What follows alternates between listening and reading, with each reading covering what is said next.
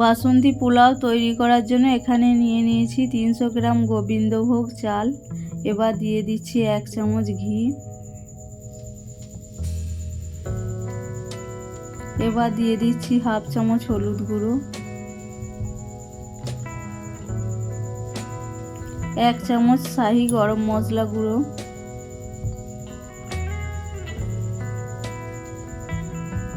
1 চামচ গোলমরিচের গুঁড়ো, 1 চামচ কাশ্মীর লাল লঙ্কার গুঁড়ো। এবার এই সব উপকরণ দিয়ে আমি ভালো করে মেখে নেব।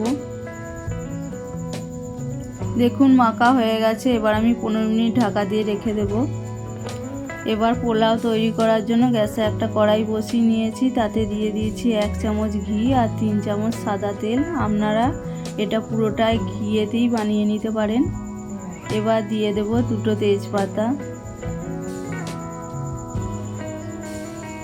5টা লবঙ্গ,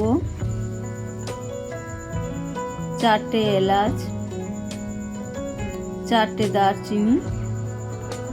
এবার এগুলোকে আমি ভালো করে ভেজে নেব। ভাজা হয়ে গেছে। এবার দিয়ে দেব কাজু। কাজুটাকে আমি ভালো করে ভেজে নেব।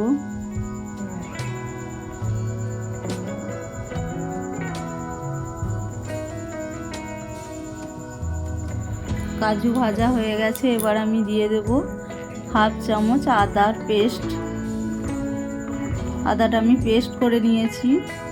এবার আদাটাকে ভেজে নেব। এবার দিয়ে দেব কিছু কিশমিশ। আপনারা কাজু কিশমিশ আপনারা নিজেদের মতো দিতে পারেন। এবার 15 মিনিট যে গোবিন্দভোগ চালটা আমি মেখে রেখেছিলাম এটা আমি দিয়ে দেব।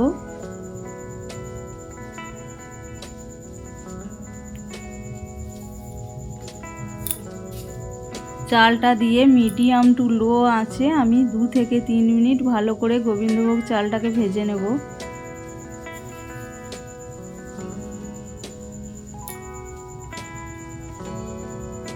দেখুন আমার চালটা 2 থেকে 3 মিনিট ভেজে নেওয়া হয়ে গেছে।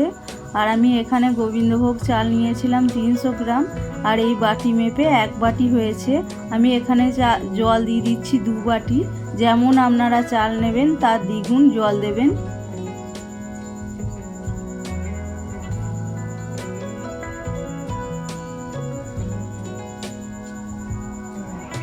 এবার দিয়ে দিচ্ছি পরিমাণ মতো লবণ। এবার আমি 5 মিনিট ফুটিয়ে নেব। দেখুন আমি 5 মিনিট ফুটিয়ে নিয়েছি। এবার দিয়ে দিচ্ছি পরিমাণ মতো চিনি। আপনারা চিনির পরিমাণটা পরিমাণ মতো দেবেন। এবার আমি আরও 2 থেকে 3 মিনিট ভালো করে ফুটিয়ে নেব।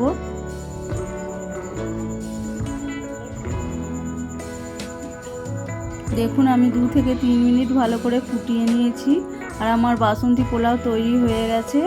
এবার আমি 15 মিনিট এটাকে ঠান্ডা করে রাখার পর দেখাচ্ছি। বন্ধুরা দেখুন আমার বাসন্তী পোলাও তৈরি হয়ে গেছে। এই পোলাওটা আপনারা অবশ্যই বাড়িতে বানিয়ে দেখবেন, আর ভালো লাগলে আমাকে একটা লাইক শেয়ার সাবস্ক্রাইব করবেন।